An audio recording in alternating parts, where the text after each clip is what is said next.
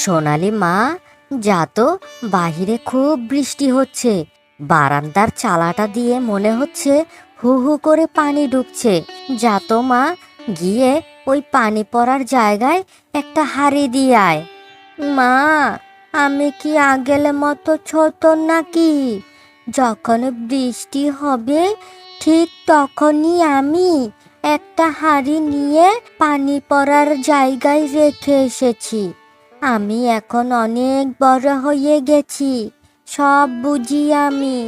ও মা, মা, বাবাকে বলো না, যেন যেন আমাদের এই ঘরের চালটা পাল্টিয়ে নতুন টিনের চাল লাগায়। টিনের চাল লাগালে আর বৃষ্টির কোনো ঝামেলাই থাকবে না।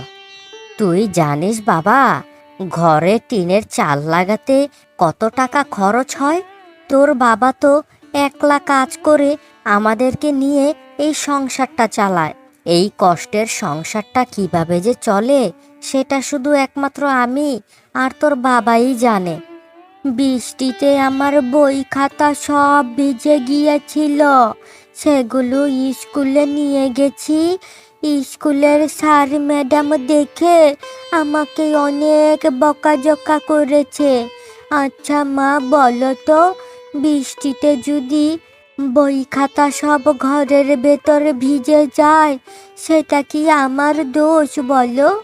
আচ্ছা ঠিক আছে, তোর বাবা আসলে আজকে তোর বাবাকে বলবো তোর বাবা যেন আমাদের এই পুরনো চালটা সরিয়ে নতুন টিনের চালা বসায়। তারপর দেখবি আর কোনো সমস্যা থাকবে না।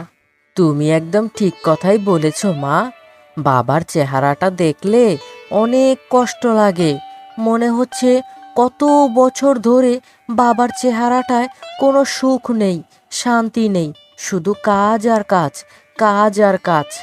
আচ্ছা মা, আমিও কি বড় হলে বাবার মতোই হব? না, তোরা কেন তোর বাবার মতো হতে যাবি? তোরা তো পড়াশোনা করছিস, শিক্ষিত হবি, ভালো দেখে একটা চাকরি করবি, তোদের কোনো অভাব অনটন থাকবে না। মা গো মা, আমার খুব ক্ষুধা লেগেছে, আমাকে খাবার দাও। আচ্ছা ঠিক আছে, তোরা হাত মুখ ধুয়ে আয়, আমি তোদের জন্য খাবার বেড়ে দিচ্ছি। মা, ও মা, বাবা তো বলল আমার এই সিজান জন্ম হয়েছে বলে সিজানের উপলক্ষে গ্রামের সবাইকে নিমন্ত্রণ করে খাওয়াবে। কিন্তু এই বর্ষার দিনে সবাইকে কিভাবে নিমন্ত্রণ খাওয়াবে বাবা? এটা তুমি কোনো কথা বললে বৌমা? এই জমিদার মশাই মুখে যেটা বলে সেটাই হবে। বন্যা, বর্ষা এসব দিন হয়েছে তো কি হয়েছে, আমি যেহেতু বলেছি আমার নাতির জন্য আমি গ্রামের সবাইকে দাওয়াত দিয়ে খাওয়াবো, তার মানে সবাইকেই খাওয়াবো। কিন্তু এত অহংকার কিন্তু ভালো না। এই দুনিয়াতে এই পর্যন্ত যারাই অহংকার করে এসেছে তাদেরই কিন্তু পতন হয়েছিল। শোনো গিন্নি, ওই সব অহংকারের দোহাই আমাকে দিও না। আমি একবার যেটা চিন্তা করেছি সেটাই আমি করি। আর এখানে আমাকে বেশি জ্ঞান দিতে এসো না। বয়স কিন্তু আমার বাতাসে পাকেনি, বয়স আমার বেড়েছে অভিজ্ঞতায়। আমি যেটা বলেছি সেটাই সত্যি। তোমার পেটে যদি সেটা হজম না হয় তাহলে তো আমার এখানে কিছুই করার নেই। তাহলে তুমিও একটা কথা শুনে রাখো, আমার এই ধন সম্পদ, ধন দৌলত যা কিছু আছে সমস্ত কিছু আমি নিজে অর্জন করেছি, কারো সাহায্য লাগেনি। তাই আমার ধন সম্পদের উপর, টাকা পয়সার উপর আমার একটু অহংকার থাকবেই। সেটা নিয়ে যেন পরবর্তীতে তোমাকে কোনো কথা বলতে না দেখি। আচ্ছা বাবা, ঠিক আছে, এখন ওসব কথা বাদ দেন তো। এখন অনুষ্ঠানটা কবে করবেন সেটা আগে বলেন। ও হ্যাঁ বৌমা, যেটার জন্য বলছিলাম, কালকে বাদেই তো শুক্রবার, তাই ভাবছিলাম এই শুক্রবারেই আমার নাতির জন্য গ্রামের সমস্ত লোকেদের আয়োজন করে খাওয়াবো। তুমি আমাদের কি দিয়ে ভাত দিয়েছো গো মা? গতকালকের বেগুন ভাজা, এগুলো তো খেতে একদমই ভালো লাগছে না। কি গো মা, একটা তো ডিম ভাজি করে দিলেও পারতে। হায় রে মা, কি বলবো তোকে আর দুঃখের কথা। তোর বাবা সেই সকালবেলা গেছে কাজ করতে, মনে হয় কয়েকটা টাকা রোজগার করে এনেছে। সেগুলো দিয়ে 2-4টে চাল আর ডাল কিনে আনবে। আর ঘরে তো এমনিতেও কিচ্ছু নেই, কি রান্না করে খাওয়াবো বল তোদের? হায় রে কপাল, কি কপাল যে নিয়ে এসেছি কে জানে। হে ওপরওয়ালা, কবে যে পরিবার নিয়ে দুমুঠো ডাল ভাত খেতে পারবো কে জানে। হবে রে বাবা, হবে, একদিন সব হবে। উপরওয়ালার উপর ভরসা রাখ আর কঠোর পরিশ্রম কর, তাহলেই দেখবি একদিন সব পাবি। মা জানো, ওই জমিদার মশাইয়ের নাতি হয়েছে, তাই তাই গ্রামের সবাইকে দাওয়াত দিয়ে খাওয়াবে বলেছে। হ্যাঁ বোন আমার, কথা তো আমিও শুনেছি, কিন্তু তারা তো আর আমাদের মতো গরিবদের দাওয়াত দিবে না। শোন বোন, তুই কিন্তু এই শুক্রবার তাদের বাড়ির ধারের সামনেও যাবি না। কেন গো দাদা, আমি তাদের বাড়িতে গেলে কি হবে? দুমুঠো বাতি তো খাবো, এল বেশি তো আর খাবো না। কতদিন হলো মুরগির মাংস খাই না দাদা। না মা, তুই ওই শুক্রবারে ওই জমিদার মশাইয়ের বাড়ির কাছে যাবি না। দেখ মা, তুই যদি ওইখানে যাস, তোকে তারা অনেক অপমান করবে। আর পিতামাতা হিসাবে তোর সেই অপমান আমরা সহ্য করতে পারবো না। কি গো, আমার তো মাথায় আসছে না। ছেলেটা তো ওই পাশের গ্রামে গেছে আজকে ফুটবল খেলতে, কিন্তু ছোট্ট মেয়ে সোনালিটাকে তো সকাল থেকে দেখছি না। মেয়েটা কোথায় যেতে পারে গো? তুমি কি মেয়েটাকে দেখেছো? বলছো কি গো, মেয়েটাকে তো সকাল থেকেও আমি দেখছি না। নাকি ওই জমিদার মশাইয়ের বাড়িতে গেল? হায় হায় হায়, ওই জমিদার মশাই যতটা খারাপ, তার চাইতে বেশি খারাপ কথায় কথায় তার হাত ওঠে। আমারও তো সেটাই মনে হচ্ছে গো। সকালবেলা তো মেয়েটাকে দেখলাম সাজুগুজু করছে। আমার তো মন বলছে মেয়েটা ওই জমিদার মশাইয়ের বাড়িতেই গেছে। এখন কি হবে গো? আহা, তাই বলে কি তুমি মেয়েটাকে শাসন করবে না? মেয়েটাকে তো আটকাতে পারতে। দেখো তো এখন কি একটা কাণ্ড ঘটিয়ে বসে আছে। তুমি কি ভেবেছো মেয়েটাকে কি আমি বোঝাইনি? গত 2 দিন যাবৎ মেয়েটাকে বোঝাচ্ছি। আজকে আমি যখন পানি নিতে গেছি ঘাটে, এর ফাঁকেই দেখি মেয়েটা নেই। হায় হায় রে, না জানি এখন কি অবস্থা হয়। হে উপরওয়ালা, তুমি রক্ষে করো। এই তোমরা ঠিকঠাক মতো খাচ্ছ তো? পেট পুরে খাও, আর খেয়ে দে পুরো গ্রামে রটিয়ে দেবে। জমিদার মশাইয়ের বাড়িতে মহাভোজ করে এসেছি। আহা, আজকে রাঁধুনি যেই রান্নাটা করেছে, বাবা, গরম ভাতের সাথে মুরগির মাংস, আহা, সাথে চচ্চড়ি ডাল। লোকজন খাবে আর জমিদার মশাইয়ের নামে বাবা দিবে। কিন্তু এটাকে, এই মেয়ে, তুই কে? এটা তো ওই রমেশের মেয়ে না?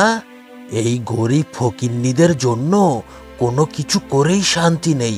তোদের তো নিমন্ত্রণ করিনি, তাহলে তুই কেন এসেছিস?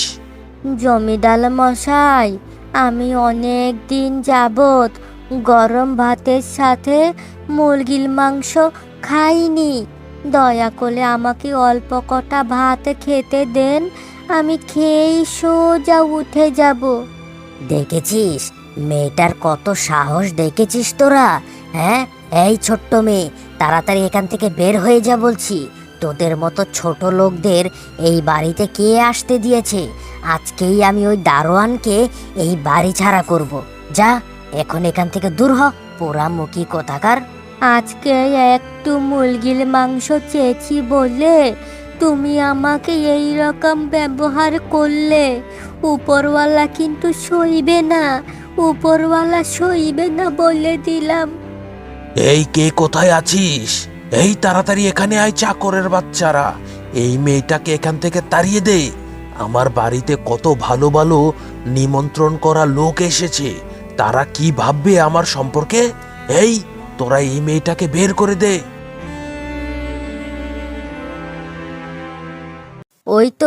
ওই তো সোনালি চলে এসেছে। কিরে মা, কি হয়েছে তোর? তোর মুখটা এরকম লাগছে কেন? বাবা, ও বাবা, আমি ওই জমিদার মশাইয়ের বাড়িতে গেছিলাম গো। বলেছিলাম গরম ভাতের সাথে আমাকে মুরগির মাংস দিতে, কিন্তু তারা তো আমাকে দেয়নি মা। ছোট লোক, গরিব বলে অনেক অপমান করেছে বাবা। এরপর আমাকে বাড়ি থেকে বের করে দিয়েছে। তোকে না কত করে বলেছিলাম যে মা, তুই ওই জমিদার মশাইয়ের বাড়িতে যাস নে, তারপরেও তুই কেন গেলি? দেখেছিস তুই মায়ের কথা না শুনলে কত বড় বিপদে পড়তে হয়। এখন বোঝ, দেখ এখন কেমন লাগে। তাই বলে কি আমাকে খাবার দিল না? এতগুলো লোকদের খাওয়াচ্ছে, তার মধ্যে আমাকে অল্প কটা দিলে তাদের কি খাবার কম পড়তো বলো? ঠিক আছে মা, তুই বাসায় যা, আমি একটু আসছি। তোরে মুরগি আমি যে কোনো উপায়ে জোগাড় করে নিয়েই আসব। বৌদি, বৌদি, আরে দেখো দেখো, তোমাদের জন্য একটা খুশির সংবাদ আছে। সে কি গো কানাই দাদা, আমাদের খুশির সংবাদ? তা কি এমন সংবাদ শুনি? মা, খুশির সংবাদটা হচ্ছে আমাদের আর কষ্ট করে চলতে হবে না। আমি কাজ পেয়েছি মা, আমি জাহাজে গিয়ে সাগর পাড় থেকে মাছ ধরে নিয়ে আসব, অনেক টাকা কামাবো, আমাদের আর এই কষ্ট থাকবে না মা। বলিস কি রে বাবা, তুই সমুদ্রে যাবি জাহাজে করে মাছ ধরতে? না বাবা, তোকে নিয়ে আমার খুব চিন্তা হয়। তোকে হারালে আমি তো তোর মতো আরেকটা মানিক খুঁজে পাবো না। মা, তুমি আমাকে নিয়ে কোনো চিন্তা করো না, তুমি দেখবে একদিন আমি এই বড় মাছের ব্যবসায়ী হব, আর ওই জমিদারকে দেখিয়ে দেব আমার বোনকে অপমান করার ফল। আমি ওই জমিদারকে হারে হারে দেখিয়ে দেব। হ্যাঁ বৌদি, তুমি আর এখানে না করো না। তোমার ছেলে অনেক সাহসী এবং অনেক জ্ঞানী, পড়াশোনাও ভালো জানে। কন্ট্রাক্টরের সাথে কথাও বলে ফেলেছি, 2 দিন বাদে আমি এসে নিয়ে যাব। আর সে যদি মনোযোগ দিয়ে কাজ করে তাহলে তোমাদের এই অভাব আর থাকবে না। ঠিক আছে দাদা, উপরওয়ালা যা করে ভালোর জন্যই করে। হায় হায় হায়, হে আমার কি হলো? হে আমার কি সর্বনাশ হলো? কেন তুমি আমাদের ছেড়ে চলে গেলে? মা, মা, তুমি কান্না করো না, কান্না করো না তুমি। বাবা না বলে আমাদের চলে গেল। মা, ও মা, বাবা কথা বলেন না কেন? বাবার কি অসুখ হয়েছে? হ্যাঁ বাবা, উঠো। বোন আমার, তোর বাবা আর কোনো দিন উঠবে না। তোর বাবা মারা গেছে। মারা যাওয়া ব্যক্তি আর কোনো দিন কথা বলতে পারে না। কান্না করিস না বোন, কান্না করিস না। এই তোদের বাড়িতে কি হয়েছে রে? এইভাবে হট্টগোল করে চিল্লাচিল্লি কান্নাকাটি করছিস কেন? তোদের জন্য আমার নাতিটা ঠিক মতো ঘুমাতে পারছে না। কি হয়েছে তোদের? আপনি কি দেখতে পারছেন না? আপনি চোখের মাথা খেয়েছেন নাকি? আমার স্বামীটা মারা গেছে, কান্না করব না তো কি করব? আর আপনার নাতি ঘুমাতে পারছে না? হ্যাঁ, আপনি যে কিভাবে এমন একটা গ্রামের জমিদার হয়েছেন একমাত্র উপরওয়ালাই ভালো জানে। একটা গ্রামের মানুষকেও আপনি শান্তিতে থাকতে দেন না। এই ছোট লোকের বাচ্চা, তোর তো সাহস কম নয়, তুই আমার মুখে মুখে কথা বলছিস। জানিস তোদেরকে আমি এই বাড়ি ছাড়া করতে পারি? চুপ করে থাক। এই তোরা এখানে সবাই দাঁড়িয়ে আছিস কেন? তাড়াতাড়ি এটাকে দাফন করে দিয়ে আয়, কান্নাকাটি বন্ধ কর। আজকে আপনি এইভাবে কথা বলতে পারলেন? ঠিক আছে, আমিও বললাম উপরওয়ালা ঠিক একদিন আপনার বিচার করবে, আপনাকে নিঃস্ব করে দিবে, এই আমি বলে দিলাম। বাবা মানিক, মানিক এখানে আর বেশি দেরি করা যাবে না। কখন কি হয়ে যায় কে জানে। চলো চলো, আমরা কয়েকজন লোক মিলে গোরস্থানে গিয়ে এই লাশটাকে দাফন করে দিয়ে আসি। চলো। আমার সব শেষ হয়ে গেল, সব শেষ হয়ে গেল আমার।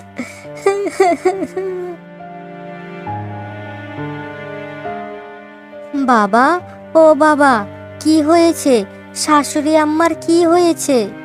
আর বলো না বৌমা, শহরে গিয়ে চিকিৎসা করিয়ে নিয়ে এসেছি। এখন রিপোর্ট এসেছে তোমার শাশুড়ি আম্মার ব্লাড ক্যান্সার হয়েছে। তাকে বাঁচাতে হলে অনেক টাকা পয়সা খরচ হবে। না না না, আমি আর এই বাড়িতে থাকবো না। আমি এই সংসারের কোনো কাজ করতে পারবো না। হ্যাঁ বাবা, বাবা আপনি আমার বাড়ি যাওয়ার ব্যবস্থা করুন। তুমি এ কি বলছো বৌমা? আমাকে তুমি বিপদে ফেলে তুমি এখন তোমার বাপের বাড়ি চলে যাচ্ছ? এটা কেমন দেখায় বৌমা? আমি অত শত কথা বুঝি না বাবা। আমি এই সংসারের কাজ করতে পারবো না, আর আপনার বোঝাও আমি টানতে পারবো না। বাবা, আপনাকে কি বলেছি? আপনি আজকেই একটা গরুর গাড়ি ডেকে এনে দিন, আমি আমার বাপের বাড়ি চলে যাব। তুমি যদি চলে যাও তাহলে তোমার শাশুড়ি মার যাবতীয় কাজ তো আমি একা একা করতে পারবো না। একা একা করতে কে বলেছে? আপনারা আপনারা ওই দাসী রেখে নেবেন, দাসীরাই সমস্ত কাজ করে দিবে। এমনিতেই তোমার শাশুড়ির পেছনে অনেক টাকা পয়সা খরচ হচ্ছে, তারপর যদি আবার দাসীও রাখি, অল্প কয়েকদিনে তো আমার কাছে এই জমিদারির কোনো টাকা পয়সাই থাকবে না। সে আপনারা না খেয়ে থাকুন অথবা খেয়ে থাকুন, আমি এই পচা শরীরের সেবা যত্ন করতে পারবো না। ইস, কি বিচ্ছিরি অবস্থা হয়েছে চেহারার।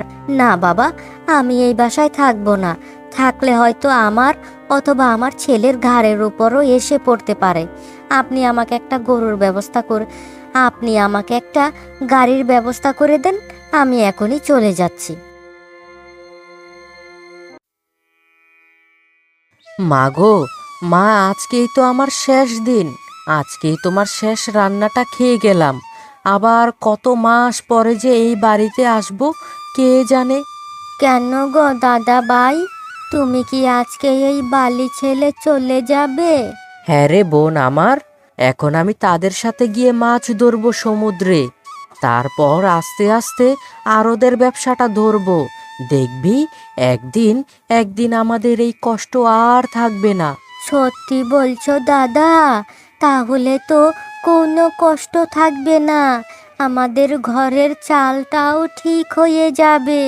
কে রে মানিক, এখনো খাওয়া দাওয়া করছিস?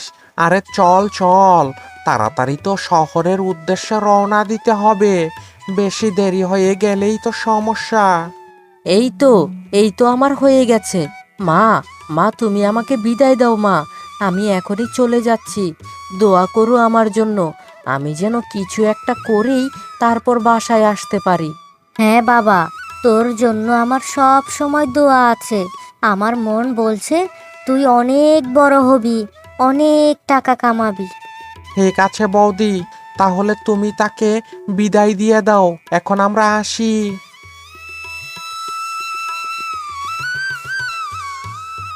এই বর্ষার দিনে কি যে ভালোই লাগে।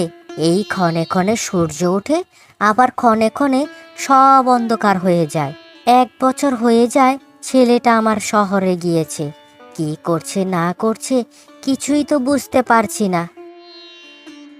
মা, ও মা, দেখো দেখো, দাদার চিঠি এসেছে দেখো। সত্যি বলছিস রে সোনালি? 1 বছর পর তোর দাদা আমাদের জন্য চিঠি পাঠিয়েছে। দেখি দেখি চিঠিতে কি লিখেছে দেখি। না মা, চিঠিটা আমি পড়ব।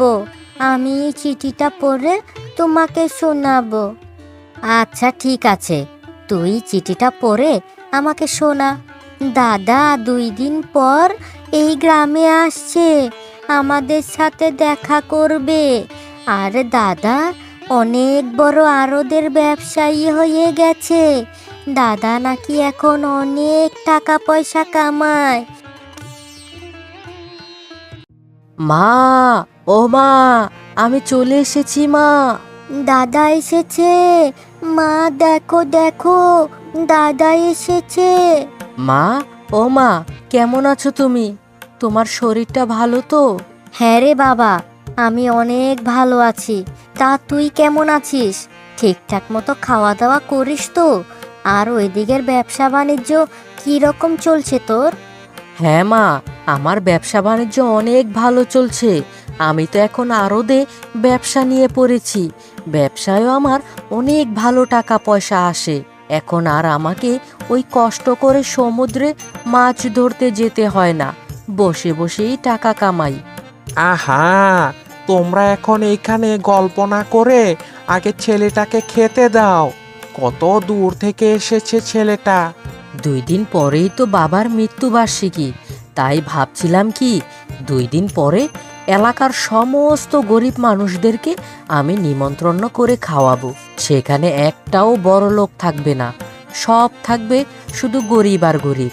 তারা গরম ভাতের সাথে মুরগির মাংস খাবে আর খেয়ে খুব তৃপ্তি পাবে মা। দেখেছিস বাবা মানিক, উপরওয়ালার কে ইচ্ছে। গত 1 বছর আগে জমিদার বাড়িতে এই গরম ভাতের সাথে মুরগির মাংস খেতে গিয়ে তোর ছোট বোন অনেক অপমান হয়েছে। আর আজকে তার বাসায় মানুষদের নিমন্ত্রণ করে খাওয়া দাওয়া চলছে। সবই উপরওয়ালার ইচ্ছে রে, সবই উপরওয়ালার ইচ্ছে।